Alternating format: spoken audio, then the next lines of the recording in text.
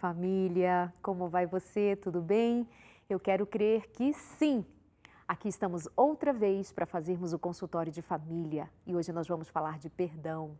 Hoje nós vamos falar de nova postura, a começar por fazer reflexões a respeito da dificuldade que temos de perdoar, de esquecermos, de criar novas memórias. Mas eu já começo dizendo para você que se há alguma coisa linda no ser humano, é justamente a capacidade de reprogramarmos a mente, de termos a mente renovada, restaurada, o coração limpo, purificado. As memórias vividas e que foram dolorosas não vão desaparecer, mas nós podemos lidar de maneira diferente com as dores, com as dificuldades vividas, com os sofrimentos. Então, já de pronto, eu quero deixar isso para o seu coração.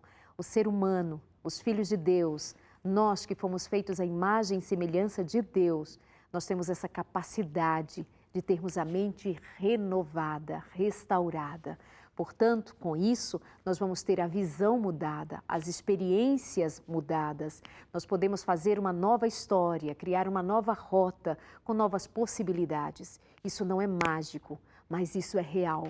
Isso não é alguma coisa que a gente consegue de graça, do nada. Há um começo, por vezes doloroso. Às vezes nós vamos precisar tocar em feridas que ainda estão abertas, mas esse processo tende a cada vez mais a ser mais produtivo, a ser mais grandioso e a trazer para nós um sentido e um significado muito mais especial para a vida. Que Deus abençoe a você neste encontro de hoje, quando a proposta é o perdão aos pais. Nós estamos vivendo dias, neste último final de semana foi o Dia dos Pais, e hoje nós queremos abrir essa conversa para falar de paternidade, mas também vamos incluir maternidade, mas especialmente a figura do pai nós vamos dar destaque hoje. Como é importante darmos destaque a esta figura, por tantas vezes, por tanto tempo, relegada a um plano secundário. A maternidade tem o seu lugar e ela é extremamente honrosa e deva ser considerado, mas por vezes nós deixamos a paternidade em segundo plano. Vamos entender hoje que não é bem assim. Que a figura do pai, a presença do pai é muito importante. Mas, e se não tivermos? O que fazer? O que vamos fazer com os erros dos pais? O que vamos fazer com aquilo que eles erraram e hoje nós estamos colhendo os frutos? O que dizer a respeito de ser pai e errar com seus filhos? E, claro, também queremos dar importância àquele pai que sente-se culpado, aquela mãe que também se sente culpada por ter errado com seus filhos, aquele pai que foi ausente, que deixou seus filhos, que os abandonou e mudou em algum momento e hoje se arrepende, olha para trás, só que não pode mudar. O que pode ser feito agora? O programa de hoje vai ser muito especial. Fica aqui com a gente. Vou te apresentar os meus convidados, mas antes te digo que você pode participar com a gente lá na nossa página no facebook.com/consultoriodefamilia.nt. E hoje tem live, nós estamos ao vivo, você pode compartilhar com seus amigos, com aquelas pessoas que não têm a Novo Tempo em casa, não têm acesso, avisa para eles que nós estamos o tempo inteiro, a nossa programação fica disponível no nosso site, novotempo.com/ao-vivo e neste momento o consultório de família está no Facebook ao vivo. Vai lá e compartilhe com seus amigos e aproveita, deixe o seu recado, sua história, faz o programa aqui junto com a gente, o consultório é todo seu também. Para começar, meu primeiro convidado é o jornalista e escritor J. Washington. Bem-vindo. Um beijo para você. Obrigada. Prazer tê-lo aqui. É sempre bom estar aqui.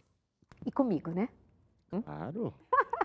Vamos demais aqui no programa com outra convidada. É a primeira vez, mas é minha amiga há muito tempo e tem uma história para compartilhar com a gente. Ela é uma experiência viva de amor, de perdão, de muita inspiração. Ela trabalha aqui na Escola Bíblica e vem hoje participar com a gente, Débora Teixeira. Boa noite, Darlene. É um prazer estar aqui. Espero que seja uma bênção essa experiência. Tenho certeza. E a terceira convidada é amiga também, amo de coração, mas falando profissionalmente, é top também. Ela é psicóloga, cantora, compositora, mas hoje vem como profissional da psicologia, porque cantar ela cantou no outro dia aqui no meu programa e foi muito especial. Vanessa Oliveira. Que delícia estar aqui de novo, é um prazer. Tava com saudade. Eu também, morri de saudade de você, linda. Delícia, querida. Vanessa, então tá contigo a palavra para a gente pensar um pouco a respeito da necessidade, da dificuldade que é E qual a importância da figura paterna na vida de alguém quando a perde? O que implica quando um pai não é presente? Que marcas pode deixar na vida de um filho? Marcas profundas. Como você bem disse, realmente a maternidade ficou sendo muito visada durante muito tempo. A gente estava até falando aqui nos bastidores, né, que antes de 1970 os pais não podiam nem entrar na sala de parto. Então isso era muito vinculado, essa maternidade era muito vinculada à mãe. A mãe estava ali com o neném, cuidando dele, e o pai ficava num segundo plano. A gente não tem literatura quase, a partir de 2005 que a gente começa a ter uma literatura muito recente, onde os psicólogos começam a olhar um pouco mais para essa função paternal, que é muito importante. Para você ter uma ideia, a presença do pai ou a ausência dele pode causar o impacto importante na autoestima dessa criança, na construção da identidade dela. Então, quando a gente fala, você perguntou o impacto disso, de um pai ausente, a gente tem ali, às vezes, um pai que vai se ausentar, estando presente ou não dentro da casa, porque pode ser que seja um pai que nunca viveu junto com a família, e pode ser um pai que está presente de corpo, mas ele é ausente na relação. E com isso ele causa filhos inseguros, filhos que tenham dificuldade de ter um relacionamento no futuro, filhos que tenham uma prematuridade na relação sexual, né, um comportamento muito mais rápido dentro desse universo sexual por falta desse pai. Então a gente vai ver, acho que ao longo do programa, que realmente o pai, ele tem uma função tão importante quanto a mãe. Um pai amoroso, um pai presente, que tem um olhar para esses filhos, ele tem a capacidade de fazer com que essas crianças tenham uma autoestima mais elevada e consigam com isso pares positivos no futuro, relacionamentos até no trabalho positivos. A presença do pai pode impactar numa criança que depois se torna um adulto que vai ter dificuldade ou não de ter uma postura firme no trabalho. Porque a gente tem dentro da gente o feminino e o masculino. Não importa que eu seja mulher, eu tenho um masculino introjetado. Desse masculino, você tem a agressividade que faz você ir atrás do trabalho, que faz você buscar as alternativas, que faz você correr atrás daquilo que é de vida social. Então, olha, imagina o impacto de um filho que não tem a presença desse pai. Não teve essa referência. Não teve essa referência. Desenvolveu esse masculino em si, essa força, essa coragem. Exatamente. E não consegue se relacionar, por exemplo, no trabalho. Ele se sente extremamente inseguro para buscar um trabalho onde ele se sinta firme, seguro, feliz, onde ele consiga se realizar. Então, o masculino que vem através do pai, mesmo que a mãe seja aquela pessoa que fez esse papel, é uma guerreira, correu atrás, ela foi uma pessoa dedicada, mesmo assim, se o pai não está ali presente, ele vai causar lacunas na vida desses filhos. Uau, é só para começar aqui a nossa conversa. Débora tem uma história de não ter convivido com o pai durante muito tempo. Em que momento você sentiu falta do seu pai, Débora?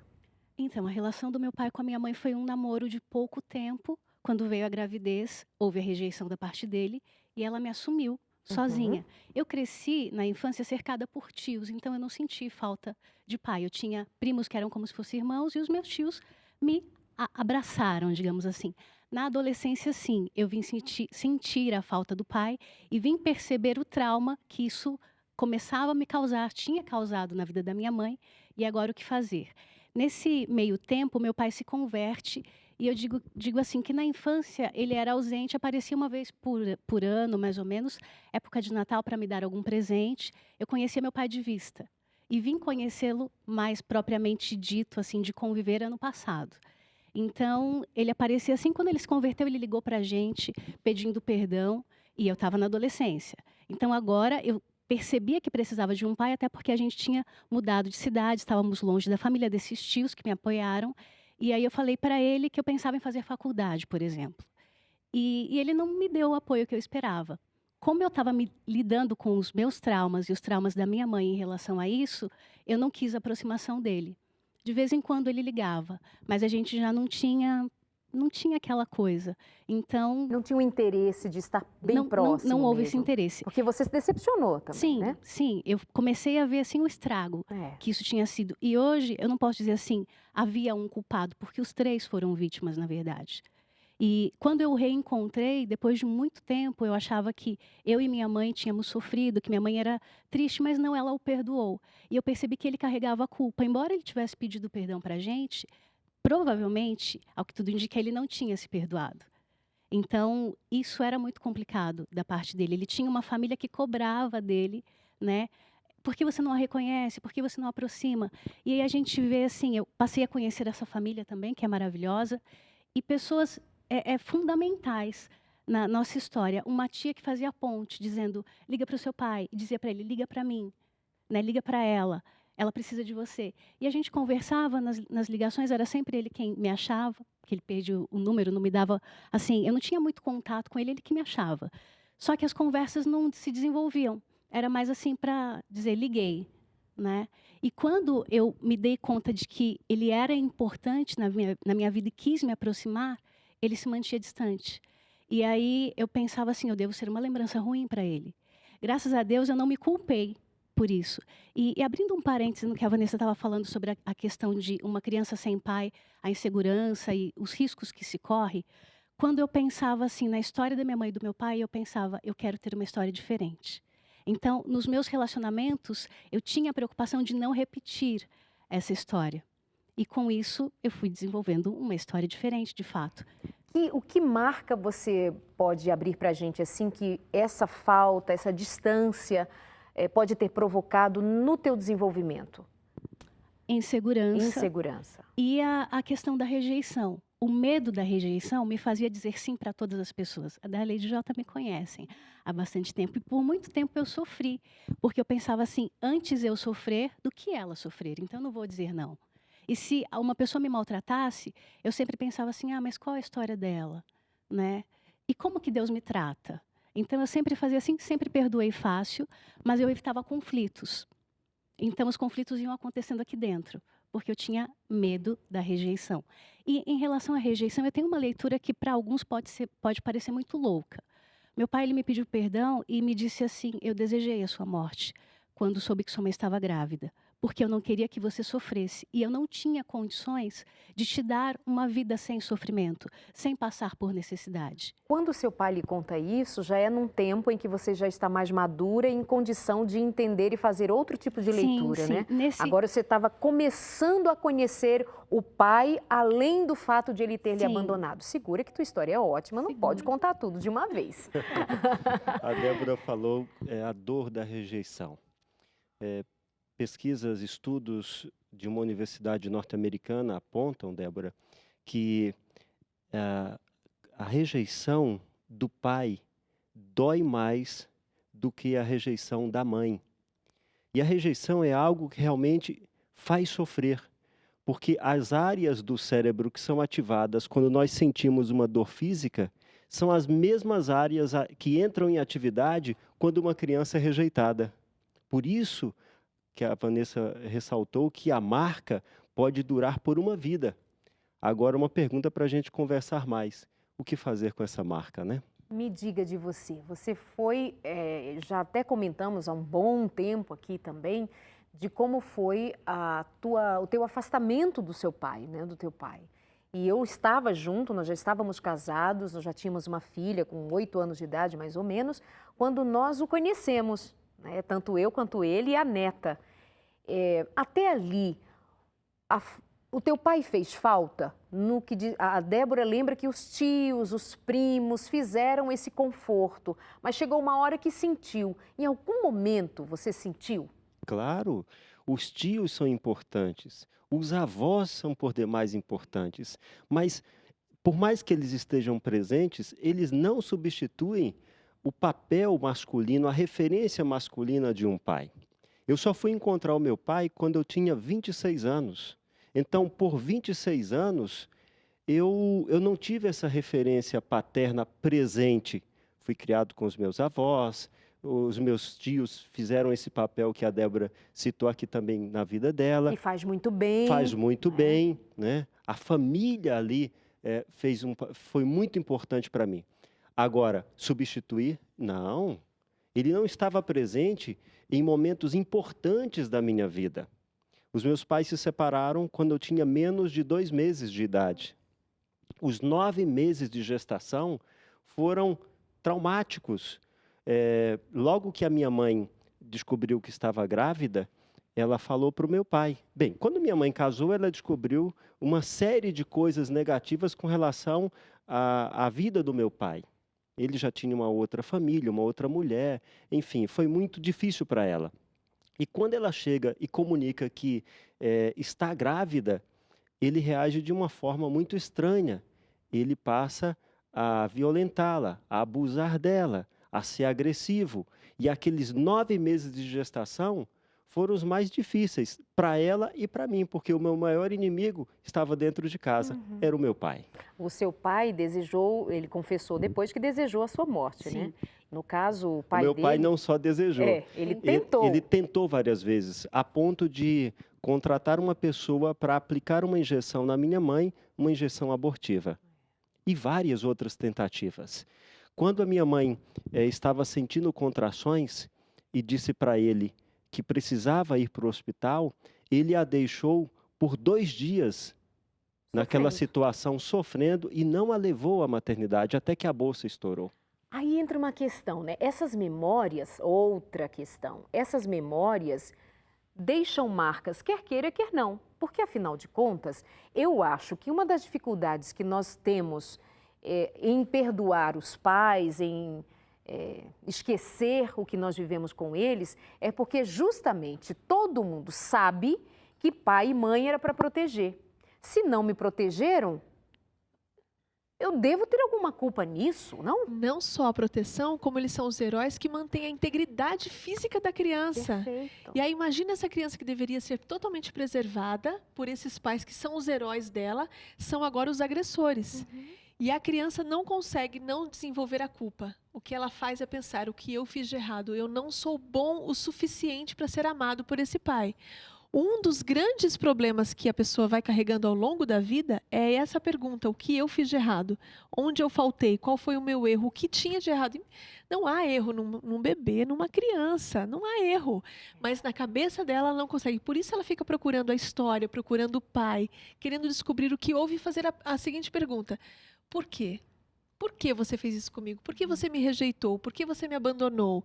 Por que você tratou tão mal a minha mãe? Você tinha que me preservar, você tinha que cuidar de mim. E quando isso não acontece, eu associo isso à culpa. Darlene, eu gostaria de sim. só reforçar o que a Vanessa está dizendo, que abandono físico e intelectual, essa rejeição que nós estamos comentando aqui, é crime, está prevista no Código Penal e na Constituição Federal. E na Bíblia, a regra da nossa fé. Você vai encontrar vários versos, vários capítulos, Deus dizendo que rejeitar o outro, que fazer acepção, que desprezar o outro é pecado. Porque ele disse o mandamento lindo, que devemos amar uns aos outros. E ainda sobre o perdão, ele mandou perdoar quantas vezes?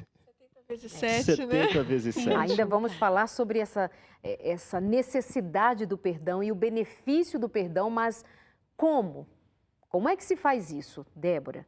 Eu sei que você tem mais para dizer, mas deixa eu só deixar essa história no ar, Debinha.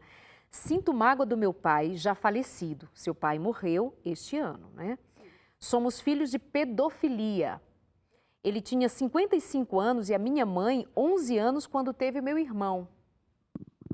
O segundo filho foi com 14 anos e eu nasci quando ela tinha 17 anos.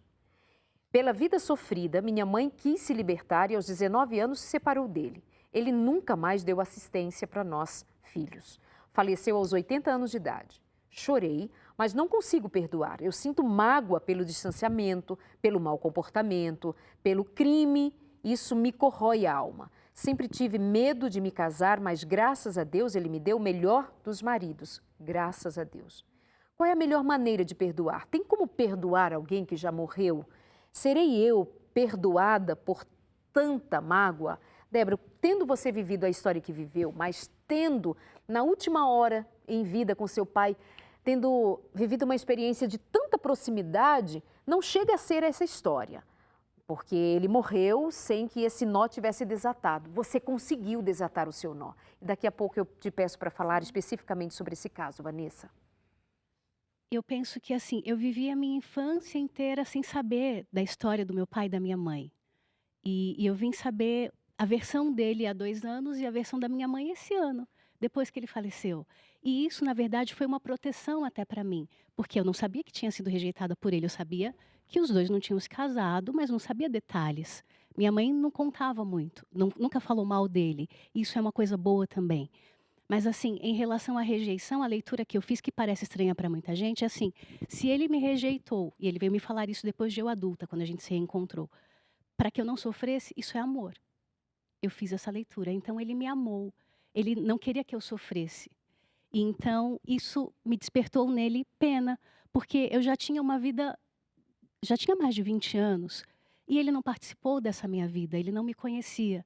Então a partir daí, eu tentei me aproximar dele, mas ele nunca abria espaço para isso. Aí eu não cheguei a me sentir culpada, como você comentava antes, mas eu pensava assim: eu sou uma lembrança ruim para ele. Por isso, vou respeitar. Se ele quer distância, eu vou me distanciar. Mas aí, sempre tem a família, que vai percebendo a situação dele. Ele se tornou uma pessoa solitária, não se casou, ficou doente, não aceitava, não via os médicos como boas pessoas. E tinha uma tia que sempre me ligava. Depois aquela primeira tia faleceu, e uma tia entra na história, e um ex-chefe dele, que também se tornou meio que um avô para mim, me ligava e dizia: Débora, seu pai precisa de você. A minha tia Débora, ligue para ele e diga o que ele precisa fazer, ele precisa se cuidar. Então, pessoas te colocaram num eixo de perdão. Sim. Né? Débora, liga, Ajuda. Débora se interessa, Débora ajuda, Débora... Isso era a voz de Deus conduzindo essa menina para amar, não é? Mas eu me senti assim: mas quem sou eu nessa história para fazer alguma coisa por ele? Até que eu pedi para Deus assim: Senhor, revela o teu propósito para mim e para o meu pai e para minha mãe. Ótimo. Vamos pensar nesse caso, segura aí, tá? Porque Incrível, o momento né? final da história dela com o pai tem também tantas outras lições. Vanessa. Esse caso muito pesado, Muito. né? Porque aqui tem um crime, tem realmente ultrapassar aquilo que a gente coloca como regras normais da vida, né? Um homem de 55 anos com uma criança de 11 anos. Então, provavelmente, esses filhos eles já foram criados com muito ódio, com muita raiva. Sociedade, a família toda contra, né? Eles são até vistos não como uma família, mas como uma aberração. Então, nunca, provavelmente, ela se sentiu dentro de um contexto familiar. É para ter muita raiva. E dá a impressão que essa mãe só pôde ter essa libertação aos 19 anos de idade. Ou seja, dos 11 aos 19, ela deve ter passado maus bocados, né? Muito sofrimento. A pergunta que ela faz é: será que dá para perdoar um pai que já morreu? Sim, porque o pai que a gente lida é o pai introjetado. Tudo bem que nós temos o pai aqui presente, né, de carne e osso, que muitas vezes a gente lida ou não com ele, mas o principal é o pai que mora dentro de nós, o pai introjetado. Pode ver que dentro de uma criação, cada pessoa entende o pai de uma forma diferente. Os filhos, com o mesmo pai, cada um entende de uma forma diferente.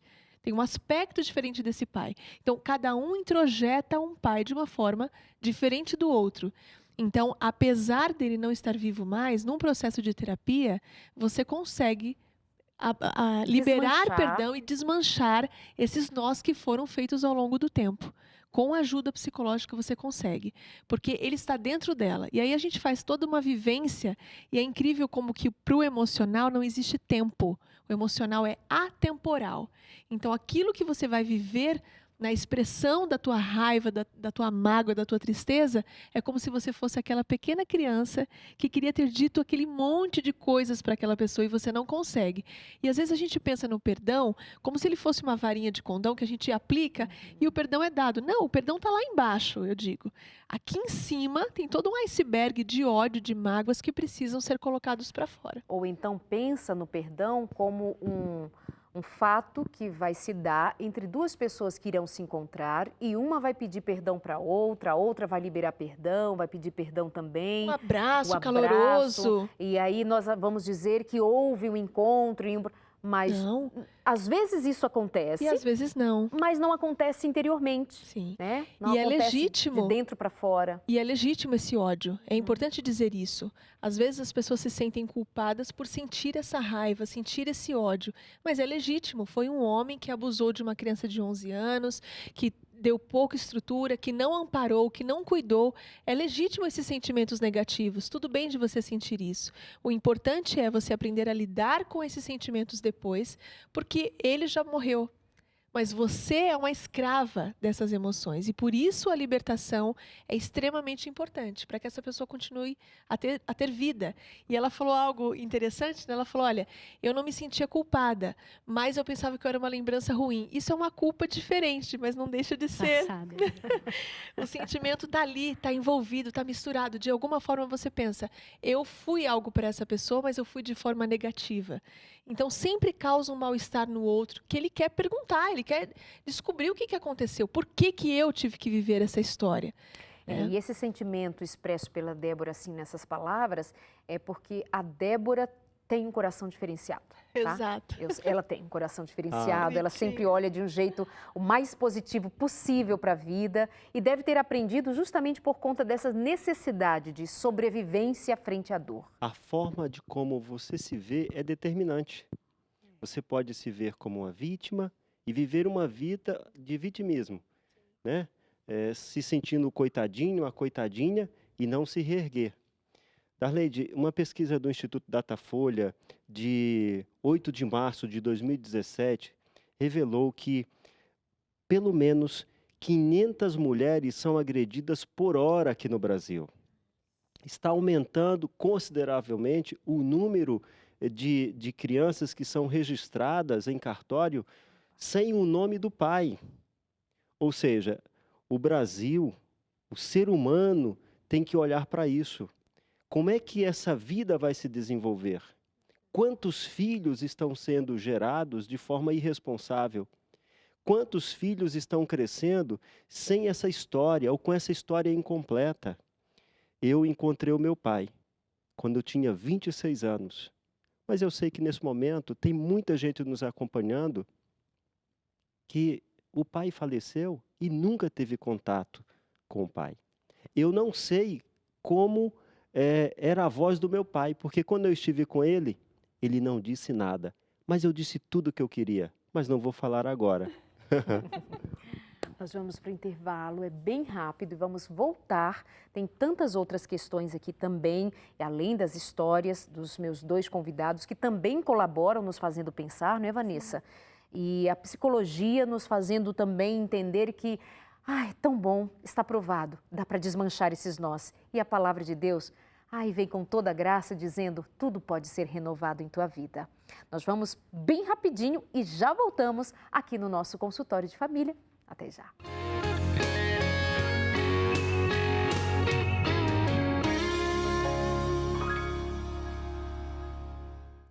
O nosso programa está de volta e a nossa conversa continua. Nós estamos falando hoje sobre a necessidade do perdão para os pais, mas também a dificuldade de perdoar alguém de quem você esperava amor, proteção, presença e quando não vem. Então, muita gente perguntando, como faz para perdoar se o meu pai já morreu? Como faço para amar se não o amo? Muita gente traz essas questões e se desenrola uma vida toda de sofrimento.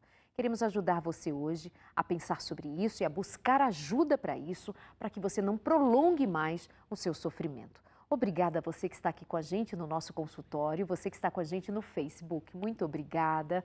Ter você com a gente é muito especial, dá sentido, gera expectativa positiva quando nós estamos fazendo um trabalho que responde na tua vida e de volta você dá para a gente o feedback dizendo da bênção, dizendo de como se sente acolhido e isso nos faz então com um sentimento de missão que está sendo cumprida aqui na sua Novo Tempo. Muito obrigada pelo seu carinho, viu? Vamos continuando com a presença do escritor e jornalista J. Washington, que trabalha aqui na Novo Tempo com a gente, e por sorte e felicidade dele casado comigo, e a presença da Débora Teixeira, que trabalha aqui na Novo Tempo também, e hoje é dia do solteiro, viu, Débora? Sabia? Ok. Então tá, fica a dica.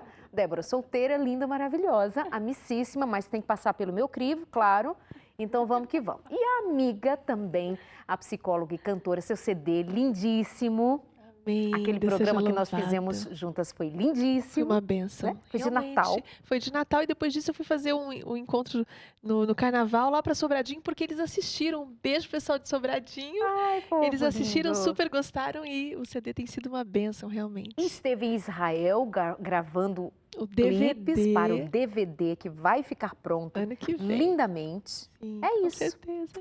Então, cheia de dons, de talentos, meus convidados queridos, vamos continuar conversando. Vanessa, tem uma moça perguntando se é perdão perdoar, mas não querer conviver. Sim, sim. Porque às vezes a gente confunde isso, né? Perdoar é quando eu consigo, apesar de não ter amnésia, continuar lembrando tudo o que aconteceu, não sentir mais a dor. Tá? Eu lembro o que você fez para mim, mas eu libero esse perdão, eu consigo conviver e passar por cima disso, mas não necessariamente eu tenho que conviver com você. Porque às vezes, realmente, o trauma foi tão grande, foi tão profundo, como esse que nós comentamos atrás, de uma pedofilia e um pai que nunca deu suporte nenhum, que a pessoa é incapaz de ter essa convivência, apesar de liberar perdão. E Deus foi muito sábio quando ele disse, honra o teu pai e tua mãe. Ele não disse ama.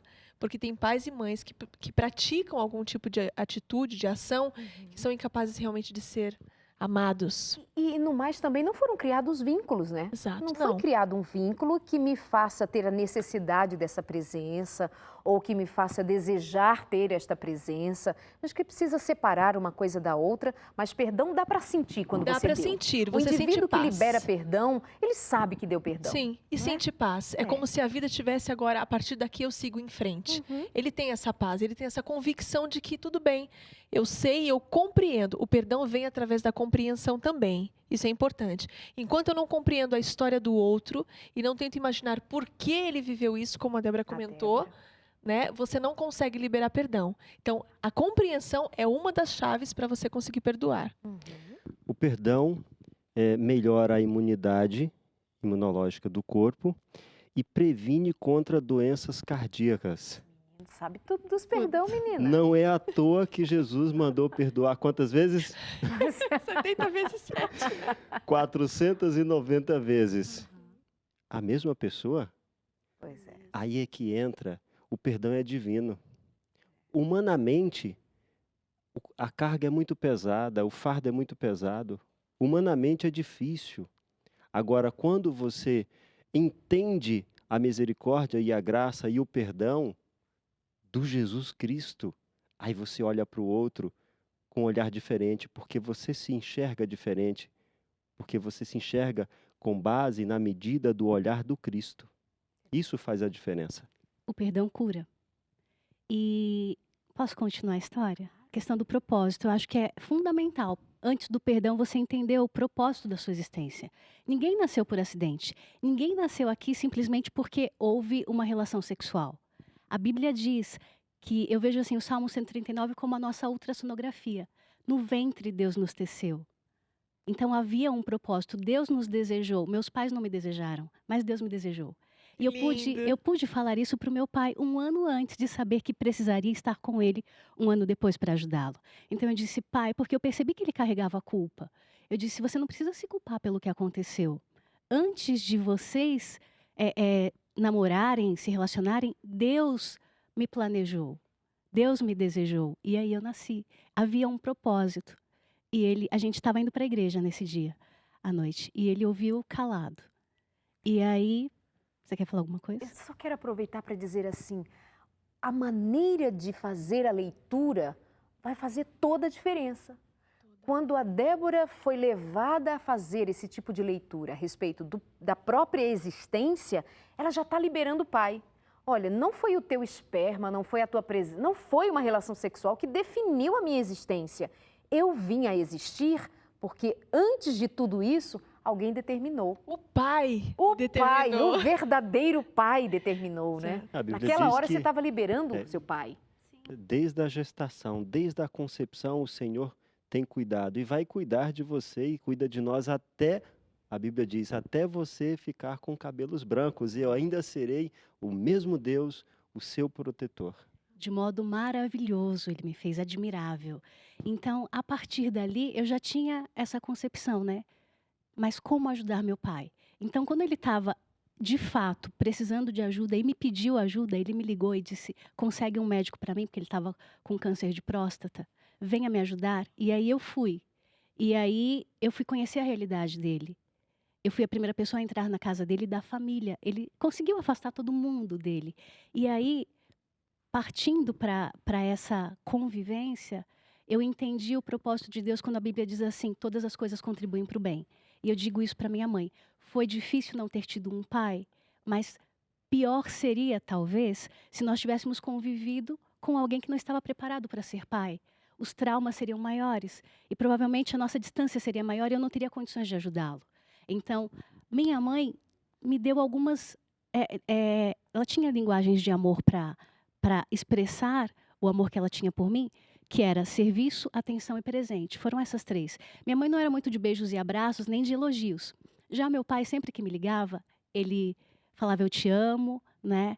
E na convivência, mesmo no hospital, tinha que dar 2 beijos Você lembra de nele. quando ele começou a dizer que te amava, tipo, a primeira vez, assim? Porque antes não dizia nada, Sim, fugia sim. de você. Não, quando ele, antes dessa nossa tentativa, eu tentar me aproximar dele, quando ele pediu perdão, ele dizia que me amava. E depois eu dizia, eu oro por você, ele dizia que orava por mim. E aí eu começo a louvar a Deus porque ele me deu um pai intercessor, uma mãe intercessora. E me E fez agora uma ele era filha. cristão, né? Sim, ele era cristão. converteu-se. Uma filha intercessora. Então aí já não tinha mais esse eu te amo, não tinha muito contato, né? Eu ia visitá-lo, eu fui percebendo que ele estava com depressão, consegui levá-lo a um psiquiatra. E nessa convivência, eu comecei a, de novo, ver como Deus nos trata. Porque eu percebi que ele precisava de ajuda. E eu fiz uma lista das coisas que eu aprendi com meu pai. Perseverança, porque dava vontade de desistir. Então, primeiro... Ele era teimoso, né? Sim, Quando sim. estava doente. 70 anos já, né? A gente tinha muita diferença. E algumas pessoas falavam assim, você vai ter que mudar para tentar ajudá-lo. Ele não tem mais como mudar, é mais difícil para ele. Olha que coisa legal. Ela saiu da emoção dela e veio para a emoção do pai. Não, e você percebe o quanto ela está envolvida ainda com tudo que ela diz, com tanta clareza, que ela o tempo inteiro está contando a história olhando para você, como se estivesse num set terapêutico, pedindo sua aprovação, dizendo assim, estou certa, psicóloga, ou doutora, deixa eu te contar, não é? E tá certíssimo, porque quando ela sai desse olhar dela, né, da emoção dela, da vitimização dela, e ela vem para cuidar desse pai, ela rompe a barreira do eu sou uma vítima e uma coitada do que esse homem fez de mim. Não, agora eu sou adulta e eu construo o que eu posso fazer dessa relação. Né? E quando você faz isso, você rompe a expectativa. Não, você não tinha nada para dar, então eu tenho agora para te dar. Fantástico isso. Essa questão assim, mas eu dei sem ele ter me dado, eu fui me dar conta disso sábado passado. A forma de amor que eu expressei para ele não foi assim, pai, vem cá, me dá um abraço, deixa eu te beijar, não. Foi de serviço, foi o que eu aprendi com a minha mãe. Débora, Foi comprar roupas para ele, foi limpar a casa dele, foi Sair do lavar a trabalho, roupa pegar dele. férias e ficar com ele, porque era em outra cidade. Sim. Era um sacrifício de Foi amor se doar. mesmo, se doar para E meus ele. primos disseram, você precisa ser forte, você precisa ser forte. E nesse você precisa ser forte, eu entendi que havia necessidade de respeitar os meus limites. Então, quando eu já estava assim, não consigo, não é assim, era um cansaço, é um esgotamento físico, porque foi muito intenso. E era difícil, eu tinha que andar com ele na rua, Aí você recuava. na velocidade dele. Então eu recuava e voltava para casa, para renovar as forças. E eu pensando assim, Senhor, alguém precisa ajudá-lo. E quando eu disse isso para os meus amigos, eles disseram, é você. E eu me sentia tão pequena. nós somos 50% do pai e 50% da mãe. Isso é uma herança genética. Agora, existe a herança adquirida. Essa herança adquirida, eu considero muito superior. Por exemplo, eu escolhi Jesus como a minha herança. A Débora fez essa escolha também. E a partir daí, ela faz uma escolha. Ser diferente. Eu escolhi fazer uma história diferente do que a história do meu pai para comigo. Então, nós quebramos o ciclo da maldição, da herança maldita, e começamos um novo ciclo, uma nova história. Porque as mãos que desenharam as estrelas do céu, que escreveram em tábuas de pedra os santos mandamentos, essas mãos existem, elas estão ressuscitadas para escrever uma nova história agora, no seu coração de carne, sangue e pecado, como escreveu na vida da Débora e escreveu na minha. Você disse que quando esteve com seu pai, aos 27 anos... Eu tinha 26 anos. 26 anos, foi naquele dia que você esperava ouvir a voz dele. Ele não falou nada. Eu encontrei a minha irmã, como jornalista, fiz uma investigação e descobri onde estava o meu pai. Encontrei uma irmã também, que quando minha mãe casou, meu pai já tinha essa filha. E aí foi uma alegria muito grande. Eu entreguei uma carta para ela com detalhes que só ela e minha mãe sabiam, e no final da carta dizia: "E esse jovem que está na sua frente é seu irmão Washington". E aí eu disse: "E o pai?". Ela chamou o pai. Quando o pai veio, eu o cumprimentei e tentei dar um abraço. Ele virou o rosto. Parecia que eu estava abraçando um picolé, uma pedra de gelo. E ele saiu, não disse absolutamente nada. Eu fiquei mais um pouco ali naquela casa e antes de sair, eu o procurei e o encontrei. Eu estava armado, eu mirei bem no coração e disparei 1, 2, 3, 4 vezes as palavras que eu guardei por toda uma vida. Eu disse: eu não guardo mágoa, eu não tenho rancor, eu não tenho ódio, porque a gente deve guardar o que é bom. Eu estou dizendo isso porque eu quero a tua paz, a tua saúde e a tua felicidade. E não porque eu seja bonzinho, mas por causa do Deus maravilhoso, do Jesus maravilhoso que eu encontrei e que ele me abraçou, que foi o meu pai durante toda essa vida. E principalmente porque eu escolhi amar e perdoar. Quando você escolhe amar e perdoar, você tem paz, você tem saúde e projeta no outro essa paz e essa saúde. 2 anos depois, o meu pai faleceu. E eu lembro disso, que ele saiu quietinho, né? Baixou a cabeça e saiu. Não procurou saber da neta e nem eu que estava ali, a norinha dele. Nem me deu bola. Mas enfim. Mas Bobinha. quem perde uma joia, perde uma joia. E quem acha uma joia, valoriza essa joia. Eu aprendi isso essa semana. Então, uma pessoa rejeitou uma joia, aquela joia continua tendo valor, ainda que ela tenha sido jogada no lixo. Continua tendo valor.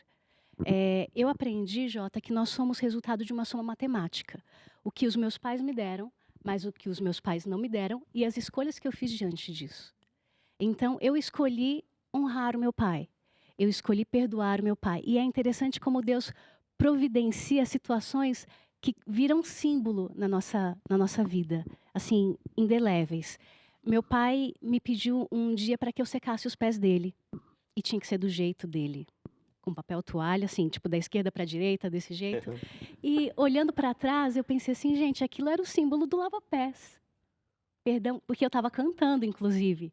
Porque era difícil, ele não estava muito fácil, né? Então eu comecei a cantar e aí eu ia ajudando ele, às vezes, a se vestir. Teve alguns dias, na minha tentativa de levá-lo para um médico, eu chegava pela manhã e não sabia se ele estava vivo ainda. E a minha expectativa era que ele estivesse vivo.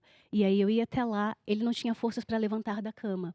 Ele não tinha uma alimentação muito boa. E por conta da doença, coisas tipo Coca-Cola, hambúrguer, causava um desastre na vida dele. E depois que ele comia coisas assim, ele passava mal, então ele ficava dias em jejum. Eu aprendi sobre o benefício do jejum com ele também, porque por causa da infecção, isso foi benéfico. Mas então eu ia à casa dele e os anjos protegiam a casa dele, porque a porta emperrava, ele não trancava. Ok. Eu chegava lá e ia ajudá-lo a levantar da cama. Então eu não consegui ter um momento de repente, ouvir o coração do meu pai batendo e deitar ao lado dele, mas eu tinha que abraçá-lo, pedir para ele me abraçar para eu levantá-lo da cama. E todo esse cuidado, todo esse carinho, a gente foi desenvolvendo uma certa convivência. Depois ele foi para o hospital, ele ficou internado. Mas nessa hora, quando você me conta, você disse que quando você o tomava com força para levantá-lo, muitas vezes ele te beijava um monte. Sim, Né? sim. Era a hora que ele beijava. E mesmo no hospital, né, sempre tinha que dar 2 beijos. E chegou o momento de ele me reconhecer, o Jota falou sobre essa questão, que era uma cobrança da família dele. Eu e minha mãe, a gente viveu bem. Te reconheceu né? no documento. No documento. E isso para ele foi muito especial. Eu me lembro na sexta-feira, após esse momento. Eu queria estar com amigos para receber o sábado, né? O meu pai, embora cristão, ele era fã da cultura judaica e do Shabá. E aí eu estava no hospital nessa hora. E aí eu fui ler a Bíblia, Isaías 45, onde Deus dá a promessa de um novo nome com sobrenome. E eu chorei. E aí ele testemunhou para mim, dizendo assim, nossa, quando você nasceu as pessoas diziam que você parecia comigo, mas eu não fui te ver, né? Eu não quis ir. E agora que eu assinei e te reconheci, as pessoas me dizem que eu estou radiante. Que pessoas? Ele não foi visitado por ninguém, Era era eu ele que e a estava minha tia. reticente. Então, eu acredito que foi o perdão que ele recebeu. O perdão ilumina, né? O perdão ilumina. Traz luz. Ele se viu agora radiante e Graças a disse, Deus. agora eu te amo de verdade. Lindo. Lindo, né? É uma história com um final feliz. E às vezes alguém que está ali do outro lado nos ouvindo pensa assim: eu não tenho esse final feliz, né? O meu pai não me aceita, não me ama, não me dá esse carinho todo. Ele, de fato, eu fui procurá-lo, mas ele me rejeitou. E aí, né? E para essa pessoa, eu acho que o mais importante da gente dizer é: existe um pai no céu. Né? Se o seu pai na terra não é capaz de fazer isso por você, existe um pai no céu que te ampara, que te cuida, que vai cuidar de todas as coisas que você precisa, inclusive dos seus sonhos. Porque há muitas histórias tristes, há finais que são infelizes. Mesmo assim, o perdão que a pessoa libera não é para o outro, é para si mesma. Né? Quando você foi lá e liberou perdão para o seu pai, quando o Jota foi e disse, eu não tenho raiva de você, ele estava restaurando a história dele. O perdão é autocurativo e a partir daquele momento ele liberta você para que a sua vida seja uma vida de felicidade e de conquistas. Porque você sai da expectativa do outro e você passa a ser dono da tua história para dizer, eu sou responsável por aquilo que eu vou fazer da minha história. Não importa o que fizeram de mim, importa o que eu faço com o que fizeram de mim. Isso muda tudo, isso muda o todo. Do todo. A Ariária diz que perdoou o pai quando ele teve Alzheimer e ela foi cuidar dele. Ele me colocou para fora de casa aos 16 anos por não perdoar a traição que ele havia cometido. Mas quando ficou doente, eu deixei tudo e fui cuidar dele. Só então pude entender o que é o verdadeiro perdão. Um dia desses, depois de Deus falar muito comigo, liguei para minha filha, que hoje mora com o pai, e pedi perdão a ela, pois sinto que em algumas vezes, ao tentar ensiná-la, cheguei a ofendê-la em palavras sem pensar, talvez pelo calor do momento. Nós estamos talvez dando destaque a casos bem extremos. Teve aquele caso da moça que é filha de um pedófilo, tem o caso da Débora, que muito tempo distante do pai, que só próximo do final da vida voltou a ter essa experiência tão bonita de aproximação, de acolhimento, perdão e amor. O Jota também, que teve essa experiência de um pai que lá, quando ele ainda quase não existia, o pai já queria acabar com sua vida. Mas também tem as coisas do dia a dia, Vanessa. Tem o caso da minha maternidade, da sua paternidade, que no dia a dia nós talvez nem nos demos conta de que em algum momento nós fizemos mal aos nossos filhos. E acaba que isso tudo aqui, eu imagino que serve para todos nós. Perdoarmos. Afinal de contas, pai e mãe, nós até esperamos deles e esperam de nós que sejamos muito bons, que sejamos muito corretos, que sejamos muito daquele que atende a expectativa de todo filho. Mas somos humanos antes de tudo, então acho que vale para todos nós nos colocarmos no lugar dos pais e tentarmos fazer uma leitura de amor, como a Débora sempre conseguiu, ou melhor, tentou fazer, até que deu certo.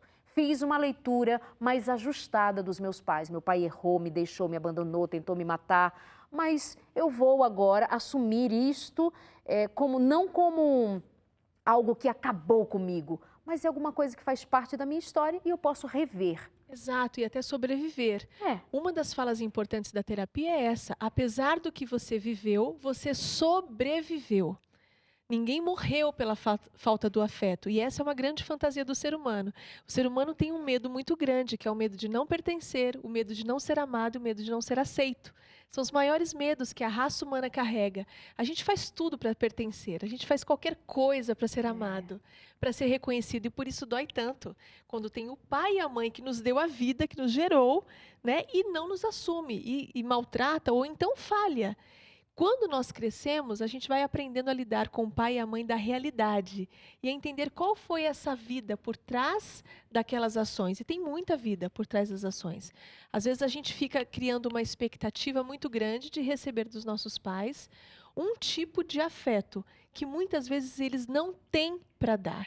E não tem para dar não é porque eu não sou bom o suficiente, ou porque ele não gosta de mim, ou porque ele prefere o filho e me coloca como preterido. Não, às vezes ele não tem aquela história, ele não teve aquele amor todo para receber Ele isso não dos recebeu pais. aquela linguagem. Exato, e ele não tem isso para oferecer, né? Então, como é que eu vou esperar de alguém algo que ele não tem para oferecer? Então, quando a gente compreende, fica mais fácil de conseguir se desligar. O relacionamento entre pais e filhos é algo instituído por Deus. Inclusive, a oração modelo, a mais conhecida no cristianismo, é o Pai Nosso, que é justamente o relacionamento de um filho para com o pai. Darleide, eu sei que já estamos quase no finalzinho, eu só queria destacar aqui o que Deus fala em Zacarias, capítulo 9, versículo 12. Deus diz, para cada tristeza que você enfrentar na vida, eu vou te dar 2 alegrias. Então, eu penso que nos momentos mais difíceis, mais tristes que você esteja passando, ou que você tenha passado, ou que venha passar, lembre disso. Para cada tristeza, Deus está prometendo 2 alegrias. Que lindo, eu sei que vão perguntar o texto bíblico. Repete, Zacarias 9:12. Zacarias 9:12. Tem várias histórias aqui de pessoas relatando o caso de outros também. E uma mãe me chamou a atenção quando ela diz que a filha dela, que tem 9 anos, não gosta do pai, não gosta da proximidade com o pai, não gosta. E a menina está fazendo terapia, mas a menina relata inclusive que quando os pais brigavam, hoje eles são separados, quando o pai ia se despedir da filha ou desejar boa noite para a filha, ela fazia de conta que estava dormindo, pequenininha, 6, 7 anos, ela fazia de conta que estava dormindo porque ela não queria corresponder ao boa noite do pai. Hoje os pais separados e ela não gosta de proximidade com o pai. E a mãe chega a dizer assim para ela, filha, mas o papai é um bom homem. Eu também tenho mágoa dele, mas ele é um bom homem. Essa fala está dizendo o que para essa filha? Que é legítimo a mágoa da filha, né? E muitas vezes isso acontece. Os pais misturam as crianças nessa relação. Eles misturam a criança na seara que é do relacionamento marido e mulher, ou ex-marido e ex-mulher. Então, é importante que os pais não façam essa mistura. Eu posso ser ex-mulher e ex-marido, mas eu nunca vou ser ex-mãe e ex-pai. Então, tirar o filho e deixá-lo limpo numa relação de filho com o pai, de filha com o pai, filha com a mãe, faz com que esse filho tenha a naturalidade para lidar com o pai da realidade. Então, é importante que ela estabeleça com a filha uma relação sem se colocar dentro dessa relação, que é do pai e da filha. Então, quando ela diz assim, eu também tenho mágoa, ela está dando um reforço para a mágoa da filha. E, obviamente, os filhos se aproveitam inconscientemente do ego materno e do ego paterno para poder sentir uma emoção. Talvez porque ela seja mais conectada com essa mãe, talvez porque ela queira realmente amparar a mãe porque sente que a mãe é frágil e aí essa mãe precisa do suporte dessa filha, que acontece no universo inconsciente, e essa filha vai lá e protege. Então é muito importante que a mãe se coloque, né, filha, eu sou adulta, eu sou a grande, você é a pequena. A relação que eu tive com o papai está resolvida, mas você tem a oportunidade de ter um pai que está disposto, pelo que conta, ele está disposto, está querendo ter um bom relacionamento com ela. Então é importante que ela limpe essa fala dela, para que a filha possa olhar o pai da realidade, desvinculado do marido. Uma coisa é o pai e uma coisa é o marido. Dá um outro tema para a gente desenrolar ou dar continuidade a isso, né? Muito obrigada, viu, Vanessa? Que delícia, prazer sempre. Ter você. Querendo voltar, fique sempre à vontade. Obrigada. Débora, muito obrigada. Foi um prazer. Sua palavra de filha que perdoou e aprendeu a amar o pai é? Esperança para os pais e filhos que têm dificuldades. Uma das promessas de Deus é converter o coração dos pais aos filhos, né? Que os pais e cada filho procure descobrir o propósito deles, um na vida do outro. E sejam humildes e amem. Jota, muito obrigada, viu? Obrigado também. Você pode conhecer mais um pouco da minha história no livro Jesus para Homem. Escolha amar e perdoar. Obrigada a vocês pelo carinho. Muita gente trazendo história e histórias dolorosas. Filhos que não falam com os pais há 15 anos ou com o pai há 15 anos. Uma filha relatando do sofrimento que é a convivência com sua própria mãe, das palavras tristes e dolorosas que escuta da boca da sua mãe. Muita gente com motivos para sofrer porque essa relação está truncada. Mas aproveite cada palavra dita aqui. Antes de começar o programa, nós oramos. E nós oramos para que hoje fosse dia de libertação para você. Para que houvesse consciência e um despertar para o amor, que começa por um coração que sangra, que foi ferido, machucado, mas hoje está disposto a aprender em Deus o que significa perdoar, esquecer, deixar para lá, relevar o que você queira dizer a respeito, mas contanto que você prossiga, sem amarras, sem nós, sem sofrimento. Chega de sofrimento. Hoje é o dia de ser feliz. Um abraço e até semana que vem com mais um consultório. Até lá.